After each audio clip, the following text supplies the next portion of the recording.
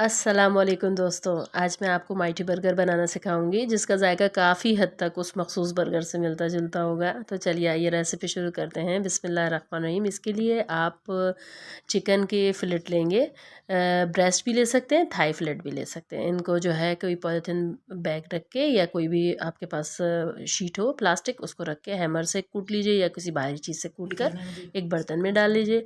और ये तकरीबन आधे इंच के मैंने लिए हैं। इनको अच्छे से आपने कर लिए। इसको कूटते इसलिए ताकि इसके थोड़ा सा टेंडर होता है ना, टेस्ट बहुत अच्छा आता है इसका और फ्लैट हो जाते हैं। फिर ये तमाम मसाले शामिल करेंगे। इसमें सिरका है, रेड सॉस है, mustard piece, garlic powder, white pepper powder, red chilli powder और वर्सेस्टरशायर सॉस। और आप नमक डालेंगे। इसको अच्छी तरह से डाल के ये तमाम चीज़ें और इसको हाथों से मिक्स करेंगे। अपने हाथ से मिक्स करने से ये होता है कि अच्छी तरह मसाला जो है वो हो जाता है, मैरिनेट हो जाता है। फिर ये तमाम मिक्स करके आप क्लीन फ्लेम से इसको रैप करके 30 मिनट्स के लिए रेस्ट करने देंगे। और ब्रेडिंग के लिए मिक्सचर, ड्राई मिक्सचर तैयार करेंगे। एक बर्तन में मैदा और ये तमाम मसाले डालेंगे और इनको नमक, काली मिर्चें, गार्लिक पाउडर्स और कॉर्नफ्लोर अगर है तो डाल दें, चिकन पाउडर डालें और इसको अच्छे से मिक्स करके एक हाथ ड्राई काम के लिए यूज़ करेंगे, एक हाथ गीले के लिए। तो पहले आप मैरिनेटेड तमाम फिलेट जो है इस ड्राई मिक्सचर में अच्छी तरह से क्रम कर लेंगे, यानी हाथ इसको कोट कर लेंगे और एक प्लेट में रखते जाएंगे तमाम को। उसके बाद फिर एक बर्तन में ठंडा या पानी लेंगे और ये तमाम जो आपने फिलेट बनाए हैं इन सबको डिप कर करके निकाल लेंगे और फिर दोबारा प्लेट में रख देंगे। फिर इसी तरह ये प्रोसीजर रिपीट करेंगे और इस ड्राई मिक्सचर में इसको अच्छी तरह से कोट करेंगे। अच्छा, कोट करते वक्त ये ध्यान रखिएगा कि आपका हाथ जो है वो नरमी से कीजिएगा इसको, ताकि इसके अच्छे से क्रम्स बने।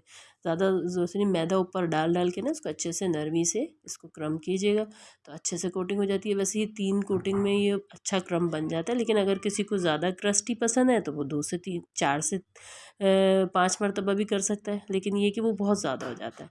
अच्छा, आखिरी जो कोटिंग आप करेंगे ना तो वो कोशिश कीजिएगा बिल्कुल फ्राइंग से पहले करें, वरना क्रस्ट ख़राब हो जाता है।